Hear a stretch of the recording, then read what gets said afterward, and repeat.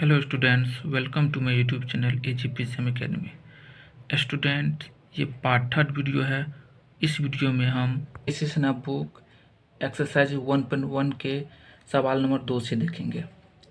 सवाल नंबर 2 में है, दर्शाए कि प्रत्येक धनात्मक समपूर्णांक 2q के रूप का है एवं प्रत्येक धनात्मक विषम पूर्णांक 2q+1 के रूप का है, जहाँ q एक पूर्णांक है। चलिए सवाल को हम देखते हैं। चलिए सवाल को शुरू करते हैं।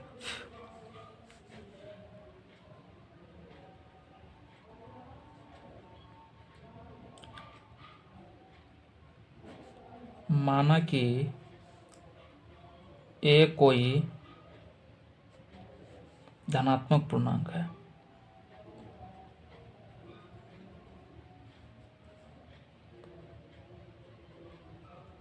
पूर्णांक है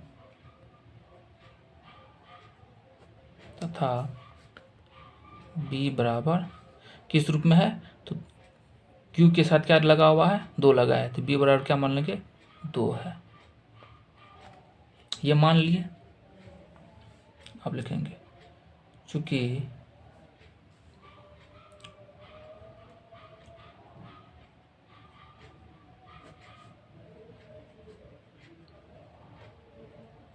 विभाजन प्रेमिका से यूक्लिड विभाजन प्रेमिका के अनुसार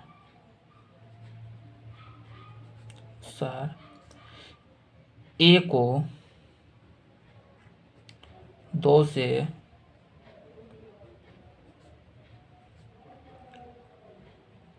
विभाजित करने पर ए को 2 से विभाजित करने पर भागफल q और शेषफल r प्राप्त होता है। चलिए ये हम मान लिए। इन्हें मान लिए कि ए कोई धनात्मक पूर्णांक है तथा b बराबर 2 है। क्या कि यहाँ पे किसके फल रूप में दिया गया है, तो 2 के रूप में दिया गया।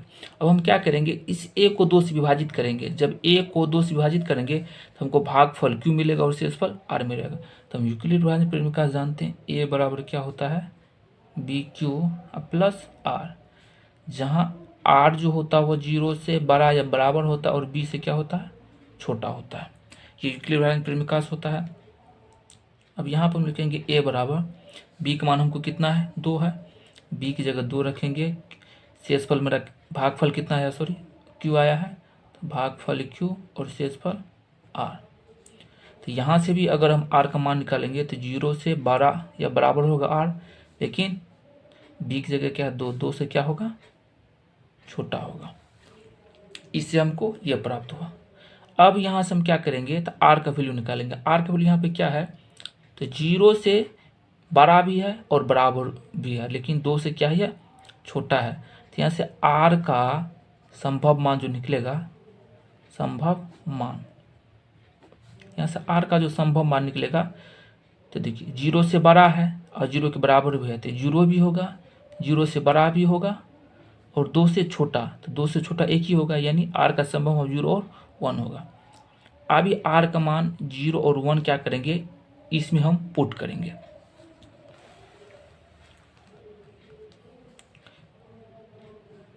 जब r बराबर 0 तो हमको क्या निकलेगा, यहाँ से a बराबर 2q प्लस 0, हमको कितना निकलेगा, 2q। एक यह निकला।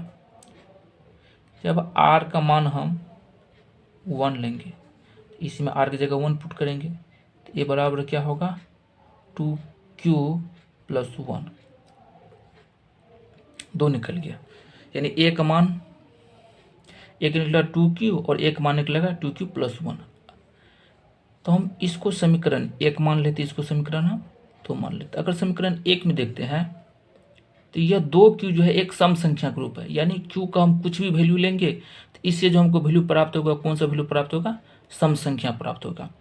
तो यह किसका रूप हो गया? सम संख्या रूप हो गया। अगर ये सम संख्या होगा तो इसमें अगर हम 2 से भाग देंगे तो ये क्या होगा? कट जाएगा। अगर यहाँ पे देखते हैं तो ये जो प्राप्त हुआ ये हमको विषम संख्या ग्रुप है। यहाँ पे q का कुछ भी मान लेंगे तो ये तो सम संख्या प्राप्त होगा। अगर उसमें 1 जोड़ेंगे तो पूरा का वैल्यू क्या प्राप्त होगा? विषम संख्या प्राप्त होगा। तो इसी चीज को यहाँ पर हम लिखेंगे a बराबर 2q 2 से विभाज्य है। a बराबर 2q 2 से विभाज्य है। क्योंकि विभाज्य इसलिए है ताकि ये कौन सी संख्या है? सम संख्या। a बराबर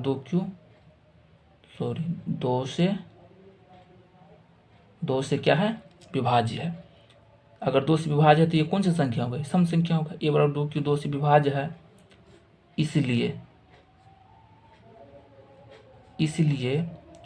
2q एक सम संख्या होगी। 2q क्या होगी? एक सम संख्या होगी। अतः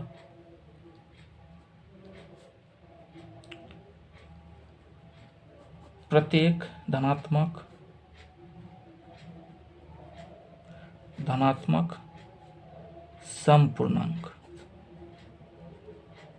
समपूर्णांक 2q के रूप में होता है।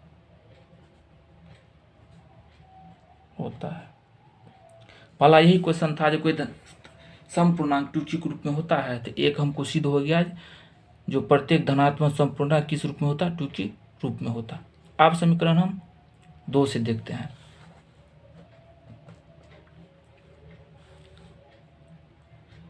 क्योंकि a बराबर 2q प्लस 1 2 से विभाज्य नहीं है। 2 से विभाज्य नहीं है,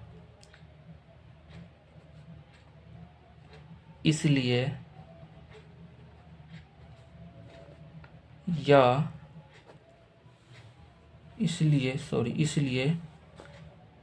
2q प्लस 1 एक विषम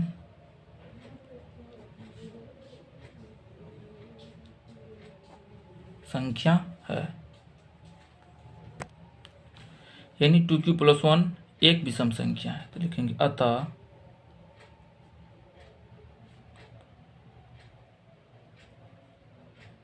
प्रत्येक धनात्मक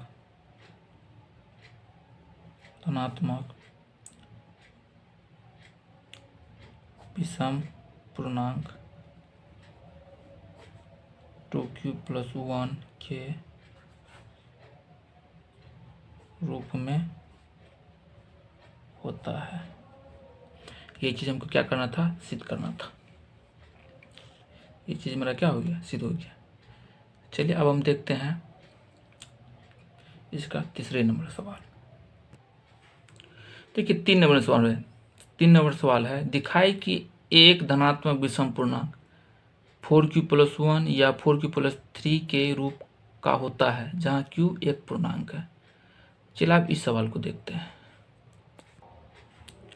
3 नंबर सवाल को देखते हैं। दिखाए कि एक धनात्मक विषम पूर्णांक 4q प्लस 1 या 4q प्लस 3 के रूप का होता है जहां q एक पूर्णांक है। इस सवाल का हम सॉल्यूशन करते हैं। यहाँ पे लिखेंगे माना कि a कोई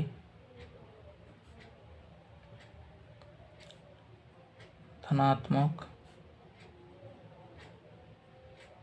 विषम पूर्णांक है तथा b बराबर 4 है। यानी b का मान वही लेना है जो q के साथ होगा। अगर q के साथ 3 रहेगा तो 3 लेंगे, 4 रहेगा तो 4 रहेगी, 6 रहेगा तो 6 रहेगा, 8 रहेगा तो 8 लेना है। यानी b का मान वही लेना है जो q के साथ हो। ये मान लिए लिखेंगे चूंकि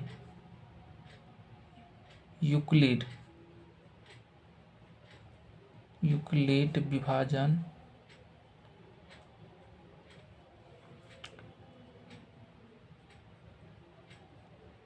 प्रेमिका के अनुसार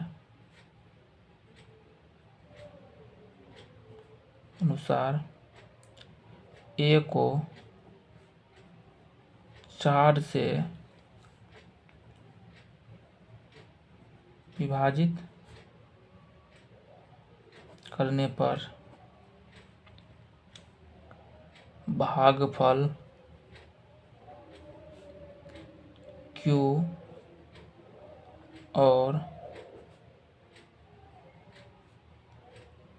शेषफल R प्राप्त होता है।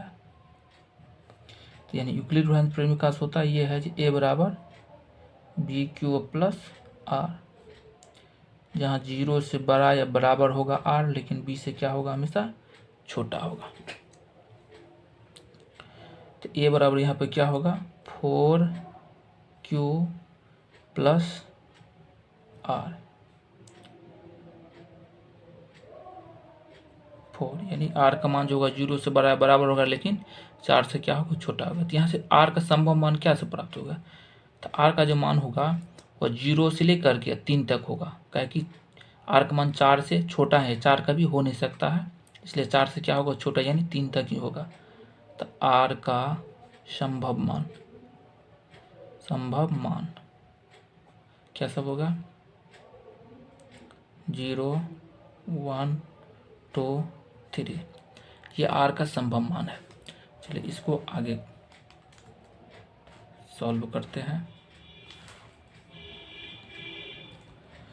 जब आर का मान क्या लेंगे, 0 लेंगे, जब r इक्वल टू 0, जब r का मान 0 लेंगे तो r के जगह 0 रखेंगे तो हम क्या कहें, a बराबर 4Q प्लस 0, तो 4Q यानी एक मान हमको 4Q आएगा, इसको इक्वेशन फर्स्ट मान लेंगे।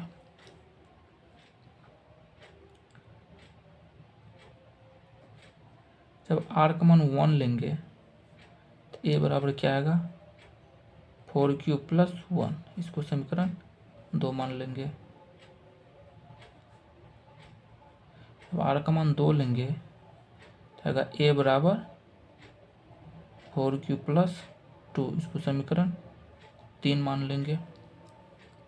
जब r का मान 3 लेंगे तो a का वैल्यू आएगा 4Q प्लस 3, इसको समीकरण 4 मान लेंगे।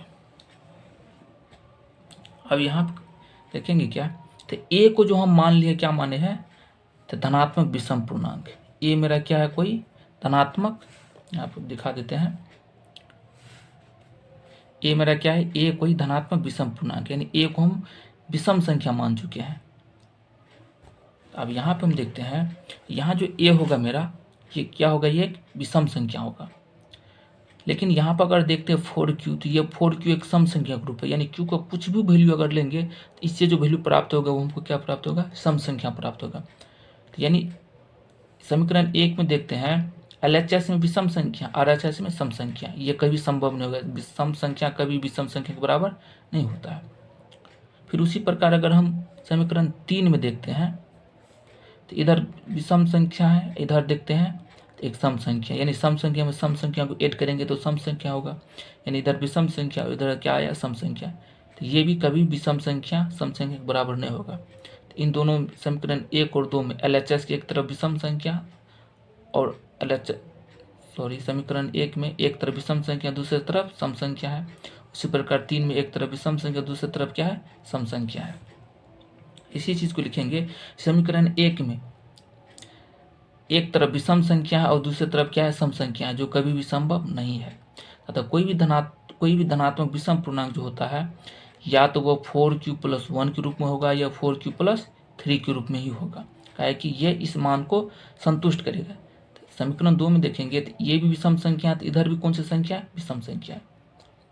और 4 में देखते हैं अगर ये भी विषम संख्या है तो 4Q प्लस 3 भी कौन सी संख्या, विषम संख्या, यानी 2 और 4 इस समीकरण को क्या करता है, संतुष्ट करता है। इसलिए विषम संख्या ग्रुप या तो 4Q प्लस 1 होगा या 4Q प्लस 3 होगा।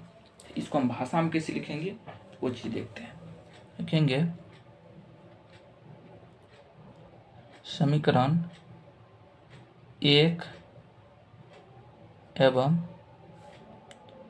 समीकरण 3 में ए एक विषम संख्या है, एक विषम संख्या है, जबकि 4q और 4q+2 सम संख्या है, सम संख्या है, जो संभव नहीं है, जो संभव नहीं है। फिर समीकरण 2 और 4 में a बराबर 4q+1 या a बराबर 4q+3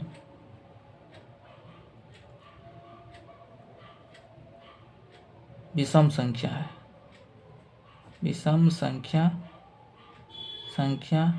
है, जो संभव है, जो संभव है। अतः कोई भी धनात्मक विषम पूर्णांक 4q+1 या 4q+3 के रूप का होता है, जहाँ q कोई धनात्मक पूर्णांक है। इस तरीका से इसको हम लिख देंगे तो ये क्या होगा, सिद्ध हो गया। यानी हम समीकरण 2 और 4 में देखेंगे तो 4q+1 ये विषम संख्या हो गया, 4q+3 ये भी विषम संख्या हो गया। तो यानी विषम, ये इस चीज़ को क्या किया, संभव कर दिया। क्या है कि ए भी मेरा कौन सी संख्या है, विषम संख्या ही है, इसीलिए ये और ये क्या है, संभव है। तो हम लिखेंगे अतः कोई भी धनात्मक विषम पूर्णांक 4q+1 या 4q+3 के रूप का होगा, जहाँ q मेरा क्या होगा, कोई पूर्णांक होगा। इस बात को आप अच्छे तरीक़ा से समझ गए होंगे। चलिए हम अगला सवाल को देखते हैं। 4 नंबर सवाल है, 2 पात्रों में 250 और 425 लीटर दूध है। पात्र की महत्तम धारिता क्या है, जो दोनों पात्रों के दूध को पूर्ण रूप से माप सकती है। तो चलिए इस 4 नंबर सवाल को बनाते हैं। चलिए 4 में 2 पात्रों में 250 और 425 लीटर दूध है। पात्र की महत्तम धारिता क्या है, जो दोनों पात्रों के दूध को पूर्ण रूप से माप सकती है। चलिए इसको बनाते हैं। यहाँ पर दिया 425 लीटर और 250 लीटर, तो इन दोनों में क्या है, 12 425 है, 250 छोटा है। देखिए इसका जो निकलेगा, इसका निकलेगा एचसीएफ निकलेगा। यानी जब भी 2 संख्या या 3 संख्या 4 संख्या दे, अगर महत्तम की बात कर दे, महत्तम की बात कर दे, तो याद रखिए जब महत्तम की बात किया जाए तब उसका एचसीएफ ही निकाला जाता है। यानी इन दोनों संख्या का हम एचसीएफ निकाल देंगे तो एचसीएफ ही एक ऐसा संख्या होगा जो दोनों पात्रों को क्या करेगा, पूर्ण रूप से माप सकती है। इन दोनों को क्या निकालेंगे, हम एचसीएफ निकालेंगे। तो यहाँ पे 425 क्या है, बड़ा है 250 से, यानी ए बराबर हम ले लेंगे 425, बी बराबर ले लेंगे 250।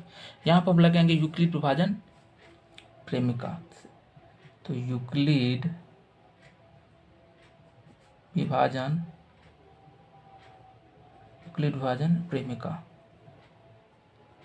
प्रेमिका से क्या होता है, ए बराबर BQ+R।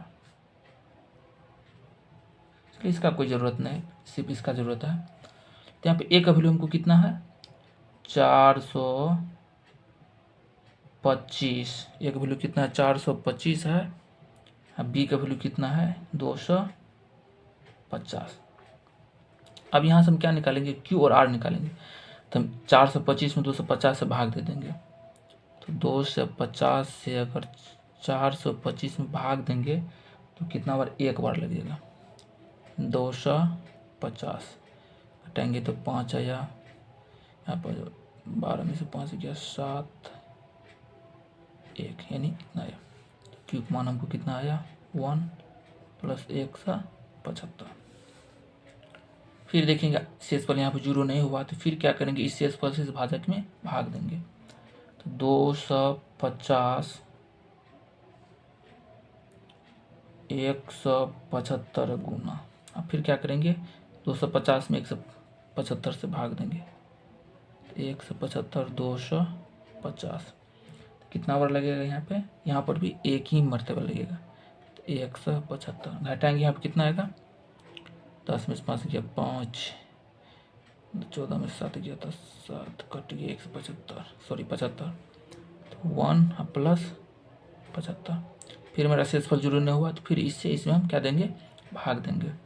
तो 175 75, तो यहाँ पे क्या देंगे, हम भाग देंगे, यानी 75 से हम 175 में भाग देंगे, 2 बार लगेगा तो 150 यानी 25। फिर देखिए शेषफल मेरा 0 नहीं हुआ, तो फिर 75 में 25 से क्या लगेंगे, भाग लगेंगे। तो 75 से अगर 25 में भाग लगेंगे तो ये 3 बार में 25 दिया 75, शेषफल मेरा क्या बचेगा 0, यानी 25 से अगर भाग लगाए 75 में तो कट गया, तो यानी यही 25 जो होगा इसका महत्तम धारिता, यानी 25 यहाँ पे एचसीएफ जो निकले, इसका क्या निकलेगा, महत्तम धारिता निकलेगा।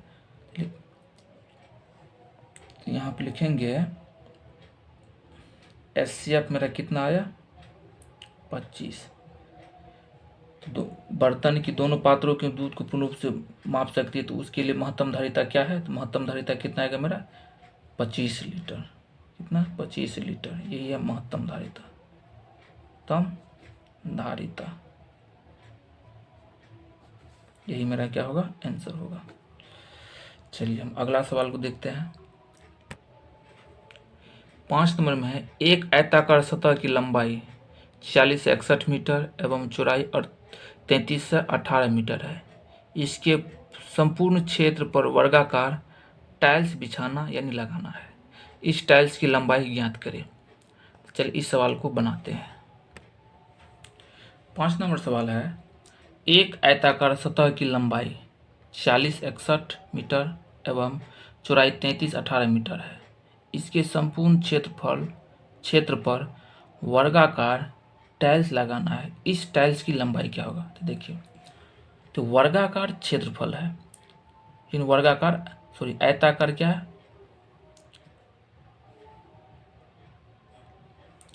क्षेत्र है। इसमें क्या करेंगे हम, तो वर्गाकार टाइल्स लगेंगे, यानी वर्ग के आकार के इसमें ढेर सारा टाइल्स लगेंगे। ऐसा इस प्रकार के टाइल्स पूरे वर्ग में पूर्ण रूप से क्या करेंगे, हम इस तरीका से लगा देंगे, पूरे सटा के हम लगेंगे। तो बोला गया यही जो वर्गाकार टाइल्स है इसकी लंबाई क्या होगा, तो वर्ग की लंबाई और चौड़ाई आपस में क्या होता है, बराबर होता है, यानी उसकी लंबाई और चौड़ाई जो होगा वो लंबाई बराबर चौड़ाई आपस में क्या होगा, बराबर होगा। तो यहाँ पर जो दो संख्या दी गई 40 से 61 और 33 से 18 दिया गया, इसका हम क्या निकाल देंगे, हम एचसीएफ निकाल देंगे।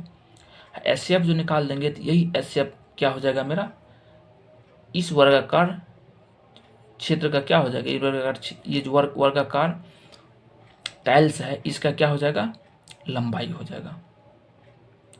तो चलिए इसको हम बनाते हैं। तो यहाँ पर हम करेंगे क्या, 40 से 61 12 है, 33 से 18, इस चीज़ को दिखा देंगे।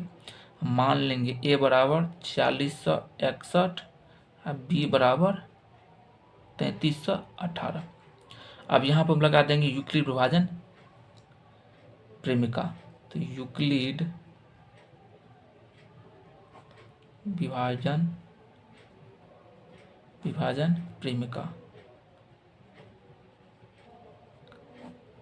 से क्या होता है, ए बराबर बी क्यू प्लस आर।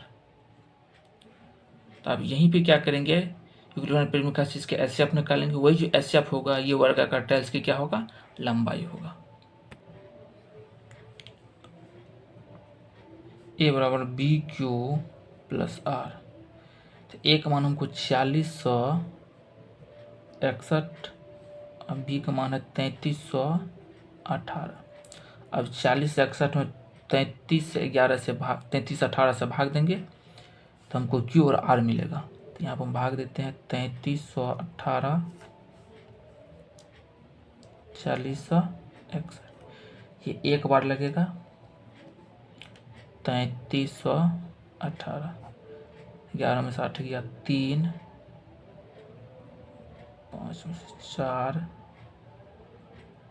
3, 1, यानी कि तो क्यू का मान हमको यहाँ पे कितना है 1, और आर का मान हमको कितना है 1343। फिर हम क्या करेंगे, इस शेषफल से इस भाजक में भाग देंगे।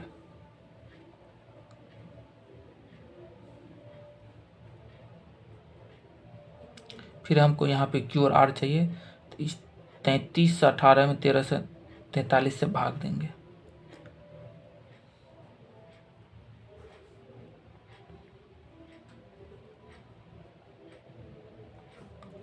अब के बाद हम 2 मरतबा लगेंगे, 3 दूनी 6, 4 दूनी 8, 3 दूनी 6, 2, 26 से 86 हटाएंगे तो 2, 11 में से 8 गया 3, 12 में 6 गया 6, 632। तो क्यू का मान हमको 2 आया, शेषफल 632। फिर हम क्या करेंगे, इस फल से इसमें हम भाग देंगे 1343, 632, 632 से 1300 भाग देंगे तो 6 दूनी 12, 2 मरतबा लगाएंगे, 2 दूनी 4, 3 दूनी 6, 12 से 64, 13 में से इसमें 13 में से 4 गया तो 9, यहाँ बचा 3, इसमें बचा 13 में से 6 गया तो 7, 2 में से 2 गया 0, कितना आया 79। शेषफल मेरा कितना है 79। फिर इस शेषफल से इस भाजक में हम क्या देंगे, भाग देंगे। तो 632, अब इस शेष में भाग देंगे तो हमको क्यू और आर मिलेगा 632। इससे 8, 9, 72, 8 मरतब लगा देंगे तो पूरी पूरी कर जाएगा। 9, 72, 2 हाथ में 7, 56, 7, 63। शेषफल मेरा क्या आ गया 0। 8 बार क्यू भागफल मेरा कितना है 8, 8 मरतबे में शेषफल मेरा कितना है 0 आया। तो यहाँ पे जो मेरा एचसीएफ होगा वो क्या होगा 79 होगा। यही 79 वर्गाकार टाइल्स की क्या है लंबाई लिखेंगे। अतः वर्गाकार टाइल्स की लंबाई कितना है 79 मीटर। ये मेरा क्या हो जाएगा आंसर हो जाएगा। अब हम देखते हैं इसकी लास्ट क्वेश्चन बचा हुआ 6 नंबर, उसको देखते हैं। 6 नंबर सवाल है, वर्गाकार टाइल्सों की न्यूनतम संख्या ज्ञात करें जो एक आयताकार फर्श को ढक सकती है, जिसकी लंबाई और चौड़ाई क्रमशः 16 मीटर 58 सेंटीमीटर और 8 मीटर 32 सेंटीमीटर है। यानी हमको यहाँ पे वर्गाकार टाइल्स की क्या निकालना है, संख्या आगे निकालेंगे। चलिए इसको भी हम देख लेते हैं। ये सवाल है, इसमें कहा कि एक वर्गाकार टाइल्स की न्यूनतम संख्या ज्ञात करें जिसकी लंबाई भी दिया गया और चौड़ाई भी दी गई। तो लिखेंगे दिया गया क्या था, आयताकार। फर्श जो दिया गया वो कैसा, आयताकार है। तो यहाँ पे थोड़ा सा इसको मैं फिगर से समझ लेते हैं। ये आयताकार फर्श है, इसमें जो है वर्गाकार टाइल्स लगना है। कैसा टाइल्स लगना, वर्गाकार टाइल्स लगना है। ये वर्गाकार टाइल्स कितना लगेगा उसकी संख्या पूछा जा रहा है। मान लीजिए इस तरह का कितना वर्गाकार टाइल्स लगेगा, इस टाइल्स की संख्या पूछा गया है। तो हमको यहाँ पे दिया क्या गया, वर्गाकार फर्श को ढक सकती है जिसकी लंबाई और चौड़ाई दिया गया है। लंबाई जो दिया गया 16 मीटर 58 सेंटीमीटर और चौड़ाई जो दिया गया 8 मीटर 32 सेंटीमीटर। इस चीज़ को आप सॉल्व करते हैं। आयताकार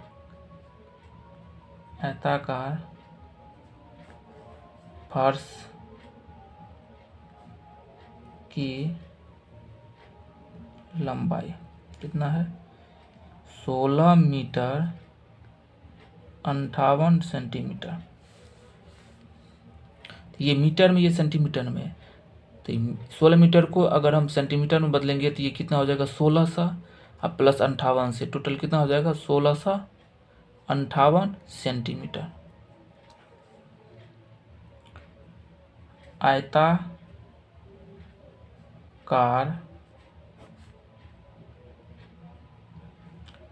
फर्श की चौड़ाई कितना है, 32 metre, sorry 8 metre 32 centimetre. 8 metre 32 centimetre. तो मीटर को अगर सेंटीमीटर में बदलेंगे तो 800 हो जाएगा, 32 को जोड़ेंगे तो 832 सेंटीमीटर हो जाएगा। यानी इसका लंबाई चौड़ाई निकल गया। तो यहाँ पे ये जो 1658 ये बड़ा, ये क्या है, छोटा है। तो यहाँ पे लिखेंगे 1658 बड़ा है 832। इसमें भी क्या लगा देंगे, यूक्लिड विभाजन। यूक्लिड विभाजन प्रमेय का लगा देंगे। यहाँ पे ए का मान मेरा कितना है, 1658 और बी का मान कितना है, 832। तो लगाएंगे यूक्लिड विभाजन प्रेमिका से।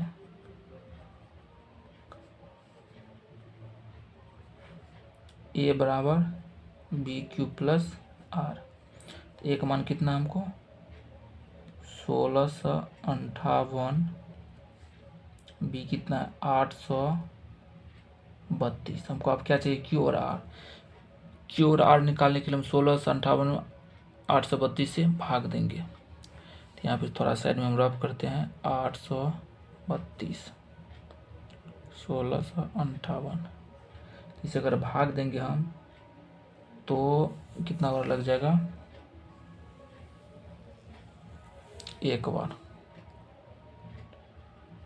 कितना आएगा, 832 6 2 8 यानी 826 आया। कितना है, 826। तो क्यू मेरा कितना आया, एक और शेषफल 826।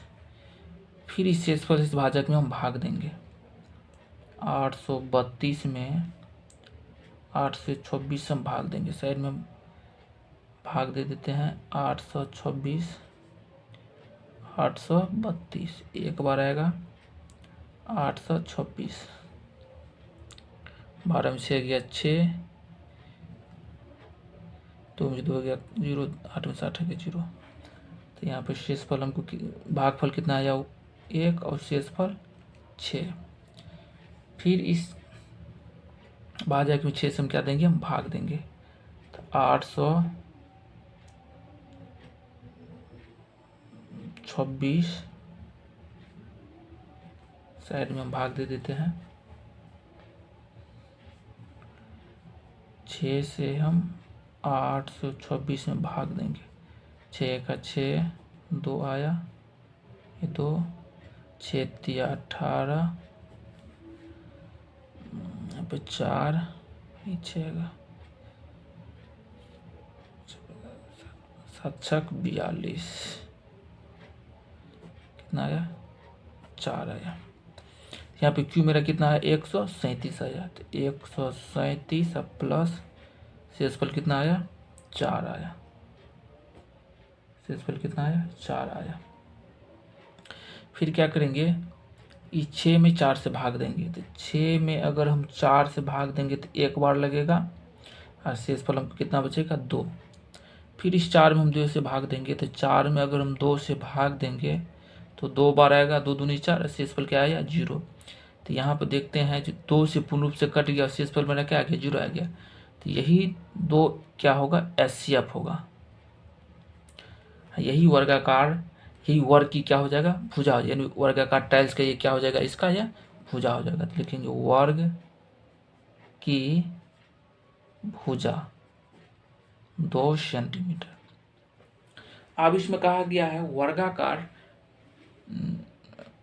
वर्गाकार टाइल्स की न्यूनतम संख्या। जब भी किसी वर्गाकार टाइल्स को न्यूनतम संख्या देखेंगे, हम ऊपर में दिखाते हैं फिर से। इस वर्गाकार टाइल्स की अगर संख्या निकालेंगे तो पूरे जो आयताकार क्षेत्र है इसकी संख्या में, इसकी क्षेत्रफल में अगर एक वर्ग के क्षेत्रफल से अगर भाग दे देंगे तो कितना ये छोटे छोटे वर्गाकार टाइल्स इसकी संख्या निकल जाएगा। तो हम क्या करेंगे? वर्गाकार आयत में का क्षेत्रफल निकाल लेंगे और एक वर्ग के क्षेत्रफल से हम क्या देंगे? इसमें भाग दे देंगे। तो हमको इसकी छोटे छोटे जो वर्गाकार टाइल्स की संख्या निकल जाएगा। तो यहाँ पर हम लिखेंगे वर्गाकार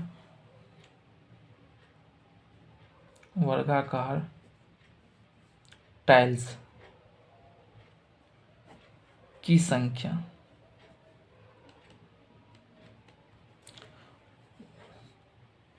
आयताकार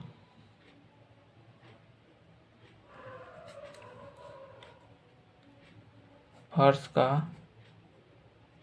क्षेत्रफल बटे एक वर्गाकार टाइल्स का क्षेत्रफल। तो आयताकार फर्श की जो लंबाई दिया गया वो दिया 1658 और चौड़ाई जो दिया गया है वो 832। वर्गाकार टाइल्स का क्षेत्रफल क्या होगा? भुजा स्क्वायर। एक भुजा कितना दिया गया? 2 सेंटीमीटर। तो 2 का स्क्वायर यानी 4, यानी 2 गुनी 2। ये 2 चीज को काटेंगे तो 4, 1, 6, इसे अगर काटेंगे तो 2, 0, 8। तो 16, 5, 8 गुना 208। अब इन दोनों को गुना कर देंगे तो जो गुना करके आएगा वो इसका क्या होगा? आंसर होगा। चलिए इस साइड में इसको हम क्या करते हैं? गुना करते हैं। तो कितना दिया गया है? 1658 208। अगर इससे गुना करेंगे तो 64 के 4 हाथ में बच गया 6, 8 5 40, 6 46 के 6 हाथ में 4, 48, देखिए 8 64 के 4 हाथ में 6, 8 5 40, 6 46 के 6 हाथ में 4, 8 8 से 48, 4 52 के 2 हासिल 5, 8 5 13। अगर 0 से मल्टीप्लाई करेंगे तो ये भी 0 0 0 0, 8 दूनी 16 के 6 हासिल 1, 5 दूना 10 11 के 1 हासिल 1, 6 दूना 12 13 के 3 हासिल 1, 2 1 3, 4 6 6 2 8 3 1 4 4 3, कितना आया? 34 48 64, 34 48 64। यानी इसको गुना करने से हमको कितना आएगा? 34 48 64 सेंटीमीटर में है ना, सॉरी सेंटीमीटर कट जाएगा। सिर्फ इतना, यानी इतना वर्गाकार टाइल्स की संख्या होगी, जो इसका ये सही आंसर है। तो इस तरीका से एक्सरसाइज 1.1 पूर्ण रूप से समाप्त होता है। अब हम अगले वीडियो में एक्सरसाइज 1.2 को पढ़ेंगे।